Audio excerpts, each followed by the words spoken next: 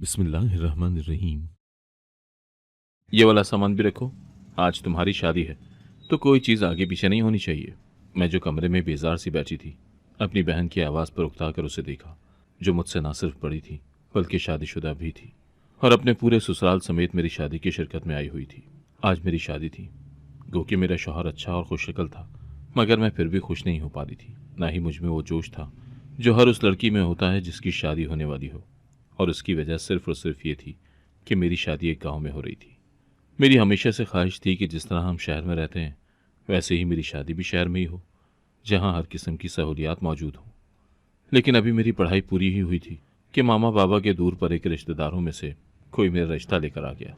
लड़के का नाम राहील था, जो अच्छा खासा खुशशक्ल था और प्यारा था। खाते पीते घराने से था, इखलाक भी अच्छा था, लेकिन वो गांव से था। उनकी अपनी ढेर सारी ज़मीनें थी जिन्हें वो अपने भाइयों के साथ मिलकर संभालता था। मामा बाबा और भाइयों को वो लड़का और उसके घर वाले अच्छे लगे थे, तभी देखभाल कर और मिल मिलाकर मेरा राहील के साथ रिश्ता तय कर दिया गया था। और मुझसे एक बार भी पूछा ना गया, ना ही मैंने राहील को देखा था। वैसे तो मेरी ज़िंदगी का हर फैसला लेने का हक मामा बाबा को ही था, मगर एक दफ़ा उन्हें पूछना तो चाहिए था, ताकि उन्हें बता पाती कि मुझे गांव में शादी नहीं करनी। मगर मेरे कहने की नौबत ही नहीं आई। मामा बाबा राहील के घर वालों को ज़बान दे चुके थे और अब अपनी ज़बान से पलट नहीं सकते थे, जिस पर मैं भी चुप करके रह गई। और आज सारी तैयारियां मुकम्मल करने के बाद मेरी राहील से शादी थी। अपनी बहन के साथ मैं पॉलर गई, वहां से सीधा मैरिज हॉल, और फिर बारात के आने के बाद निकाह हुआ। खाना खाने का दौर चला और फिर मैं रुखसत होकर राहील के घर, उसके गांव में आ गई। लेकिन मैंने अब तक राहील को देखा तक नहीं था। वो कैसा था, कैसा नहीं, क्योंकि उसने अपने चेहरे पर सहरा बांध रखा था, जिससे उसका ज़रा सा भी चेहरा नज़र नहीं आ रहा था। लेकिन सबसे मुझे यही सुनने को मिला था कि राहील काफ़ी प्यारा है और मेरी और उसकी जोड़ी चांद सूरज की जोड़ी है। दिल से खदशे और वसवसे को मिटाकर मैं दिल में ढेरों उमंगे लिए राहील के साथ रुखसत होकर अपने ससुराल आई थी। जहां आते ही मुझे बड़े से लाउंज में बिठाकर मेरी और राहील की एक साथ कई रस्में की गई थी, और इन रस्मों को मुकम्मल होते होते भी रात के 10 बज गए थे। रस्में ख़त्म हुई तो राहील उठकर अलग तरफ बने मर्दान खाने की तरफ चला गया, जबकि मुझे मेरी सास और बाकी सब अंदर राहील के कमरे में ले गई, जो रिवायती अंदाज में सजा हुआ था। मेरे बेड पर बैठते ही मेरी जेठानी, देवरानियाँ और नंदे मेरी तारीफ करने लगी, मगर जब सास ने मुंह खोलकर अपनी बात कही तो मैं हक्का बक्का सी उनकी तरफ देखती रह गई।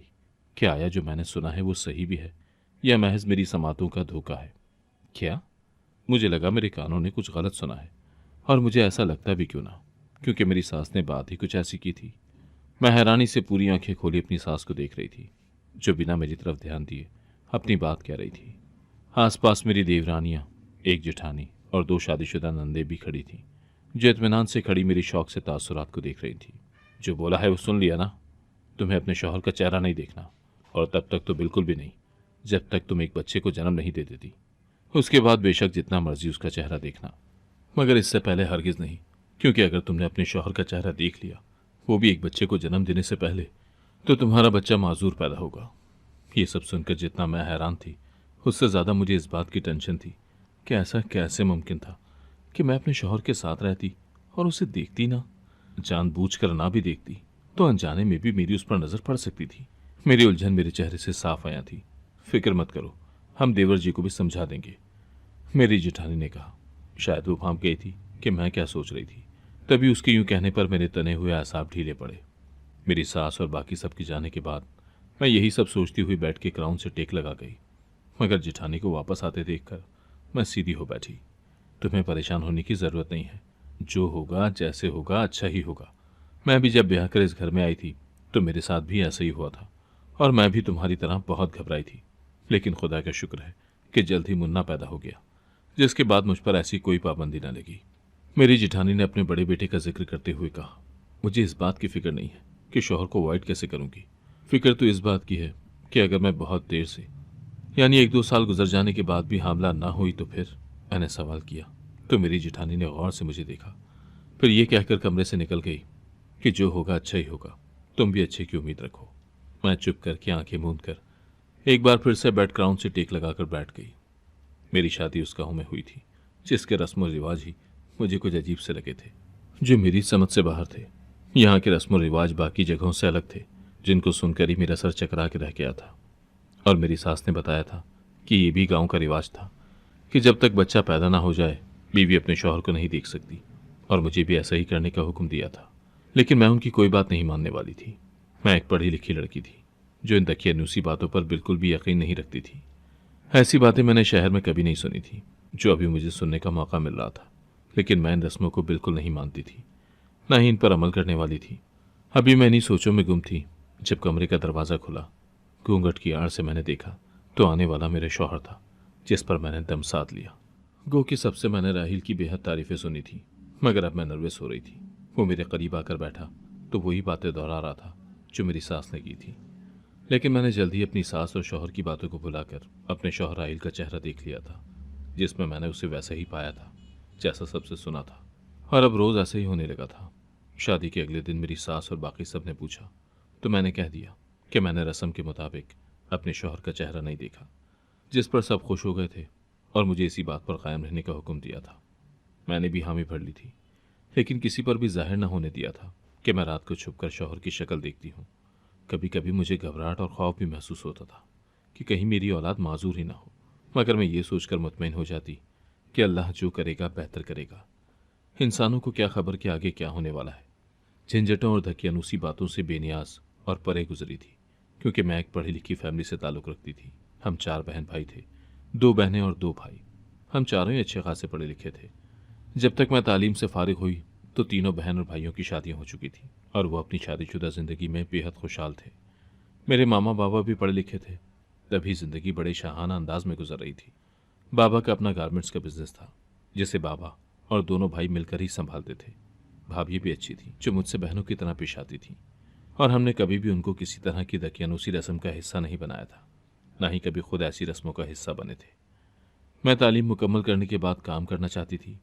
चूंकि मैंने फैशन डिज़ाइनिंग की डिग्री ली थी, तभी मैं अपना बुटीक खोलना चाहती थी। लेकिन आनन फानन की जाने वाली मेरी शादी ने मेरी सारी ख्वाहिशों और ख्वाबों पर पानी फेर दिया था, जिसकी वजह से आज मैं इस गांव में बैठी थी, शादीशुदा होकर और दकियानूसी रस्मों का हिस्सा बनकर चिन पर कुड़ कर रह जाती। लेकिन मैं मुतमईन थी, क्योंकि मैंने किसी पर जाहिर न होने दिया था। और फिर अचानक एक दिन मेरी तबीयत खराब हो गई, इतनी कि मैं बेहोश हो गई। घर वाले और मेरा शौहर मुझे गांव के इकलौते क्लिनिक में ले गए, जहां जाकर मेरा मुआयना किया गया। मुझे होश आया तो सभी मेरे इर्द गिर्द जमा थे। मुझे सबको अपने इर्द गिर्द देखकर बेहद घबराहट हुई, लेकिन जब सबके चमकते और खुशी से भरपूर चेहरे देखे तो कुछ उलझ भी गई। वहां सब खुशी से एक दूसरे से बातें कर रहे थे, चहक रहे थे।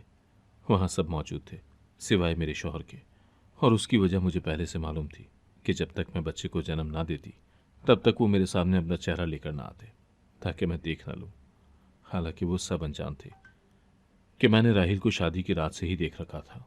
मैंने ये सब सोचकर सर झटका ही था कि मेरी सास मेरे पास आई और मेरा माथा चूमकर मेरी बलाएं ली, और फिर मुझे मुबारकबाद देकर कहा कि तुम माँ बनने वाली हो, सदा खुश रहो, सुहागन रहो।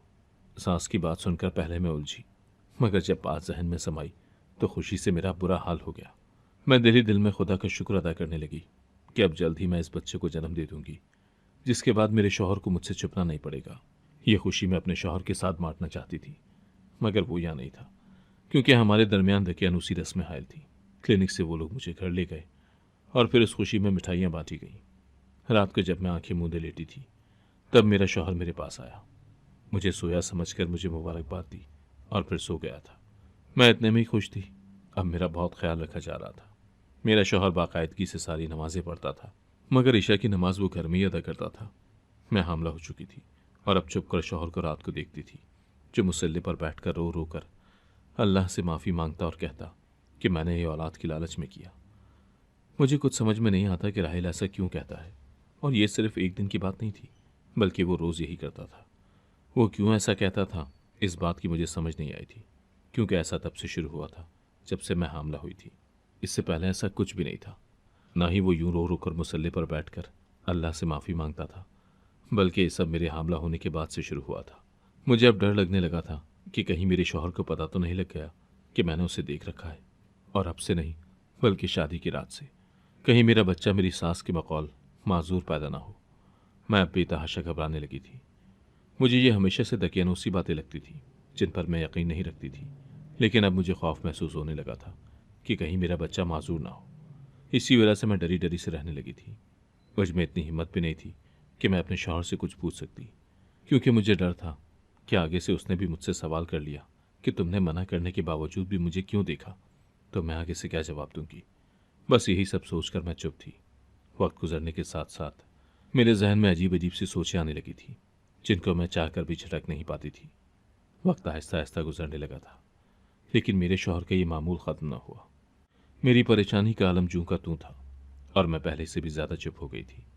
लेकिन किसी पर अब भी जाहिर न किया था कि बच्चे की पैदाइश से पहले ही मैं उनकी रस्म को तोड़कर अपने शौहर का चेहरा देख चुकी हूँ। उस दिन भी मामूल का दिन था।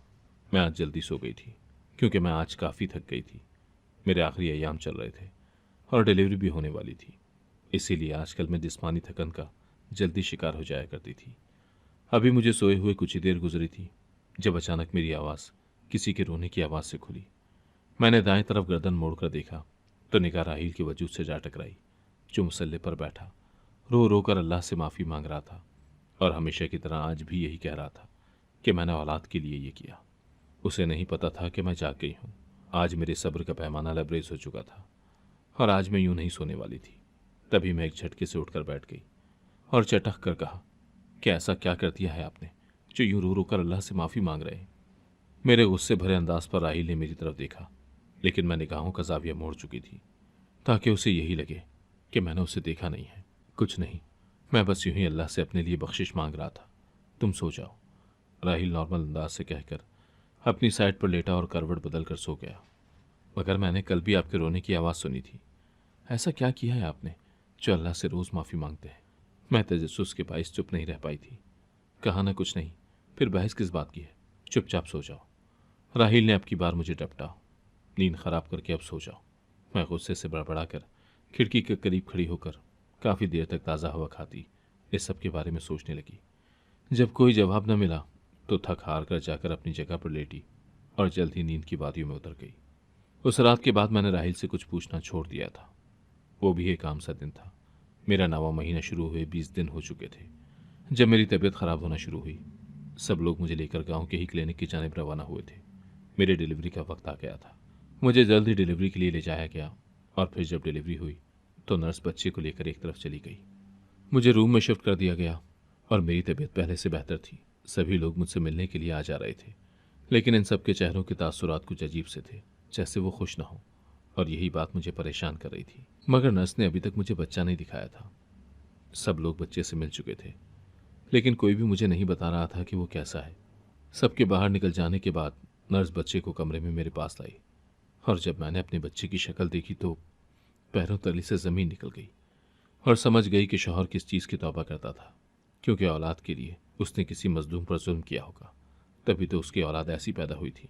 मेरा बच्चा नॉर्मल नहीं था, बल्कि स्पेशल चाइल्ड था, जिसकी आंखें ख़राब थी और चेहरा बाकी जिस्म की निस्बत बेहद छोटा सा था। उसे देखकर मेरे दिल को धक्का सा लगा था, क्योंकि ऐसा कुछ तो मैंने भी नहीं सोचा था। मेरी आंखों से लगातार आंसू बहने लगे कि मेरे शौहर की किए की सज़ा मुझे क्यों मिली। हर बार चेकअप करवाने के बाद मेरी डॉक्टर यही कहती थी कि बच्चा बिल्कुल ठीक है और उसकी ग्रोथ बेहतर हो रही है, और ये लड़का होगा। और ऐसा ही था, मेरा लड़का पैदा हुआ था। मैंने बच्चे को देखकर बिना उसे थामे फूट फूट कर रोना शुरू कर दिया था। एक तरफ मुझे लग रहा था कि ये सब मेरी वजह से हुआ है। ना मैं अपनी सास के खिलाफ जाकर उनकी रस्म तोड़ती, ना शादी की रात से लेकर आज तक अपने शौहर का चेहरा देखती, और ना ही मेरा बच्चा माजूर पैदा होता। जबकि दूसरी तरफ मेरा दिल कह रहा था कि मेरे बच्चे को मेरे शौहर के किए किसी बुरे अमल की सज़ा मिली है। मुझे कुछ समझ नहीं आ रहा था कि मैं किस बात पर यकीन करूं। नर्स मुझे रोता हुआ देखकर तसल्ली दिलासे देकर उस बच्चे को मेरे पहलू में लिटाकर चली गई, तो मैं खुद को संभालने की कोशिश करने लगी। अब मुझे अपने ससुराल वालों के अजीब और रूखे फीके रवैये की समझ आ रही थी।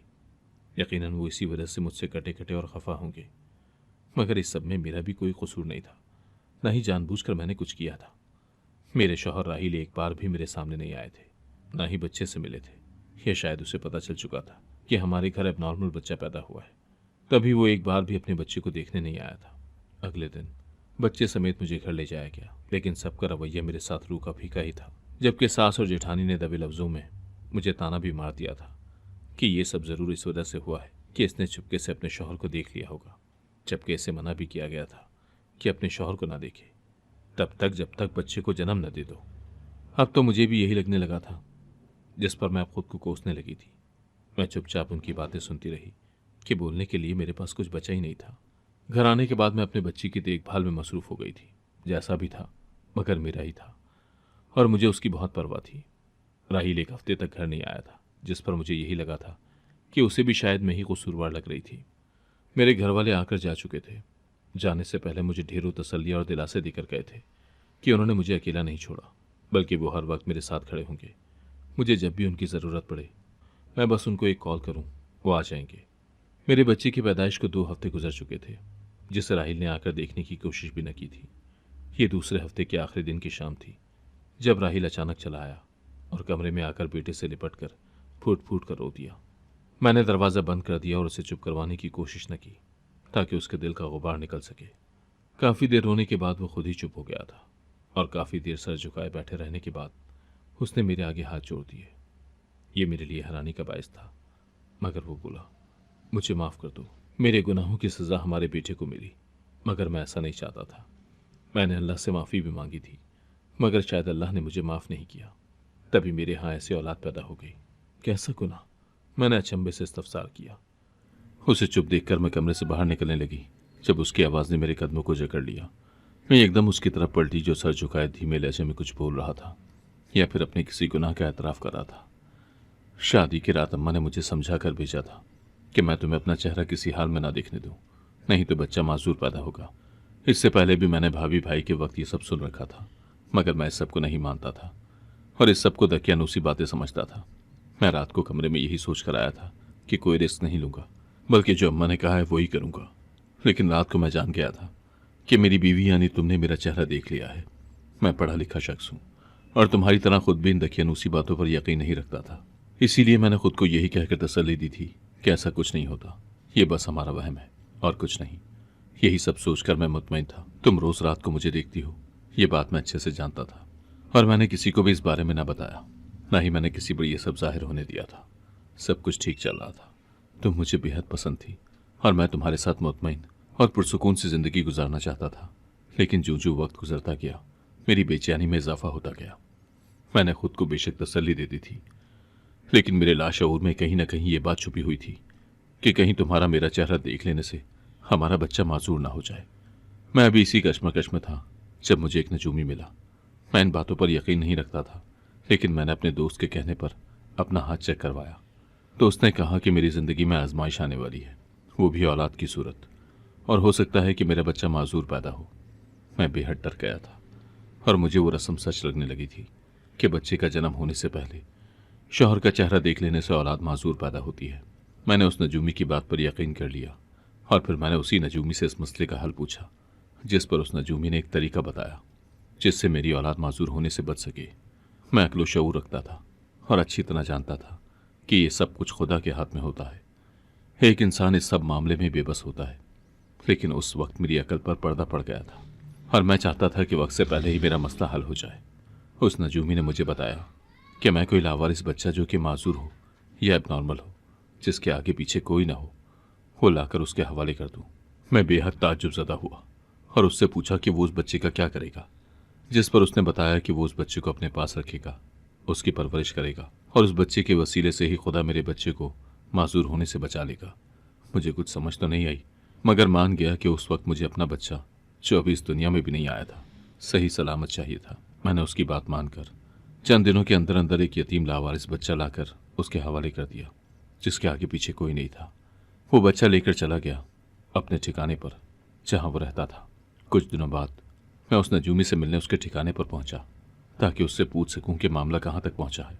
लेकिन जो ही मैं वहां पहुंचा तो वहां से पुलिस और एम्बुलेंस बाहर निकल रही थी, जबकि उस घर के आसपास लोगों का बेहद हुजूम था। लोगों से पूछा तो उन्होंने बताया कि यहां से किसी माजूर बच्चे की लाश मिली है, जिसे जान से मारकर उसके जिस्मानी आज़ा निकाल लिए गए हैं, और ये सब उसी गिरोह ने किया है जो ऐसी चीज़ों की खरीदो फरोख्त का काम करता था। मेरी आंखों के सामने नजूमी का चेहरा घूम गया, यानी उसने मुझसे झूठ बोलकर ये सब किया था। मुझे खुद से शर्मिंदगी होने लगी कि अपनी खुदगर्जी में मैंने क्या कर डाला।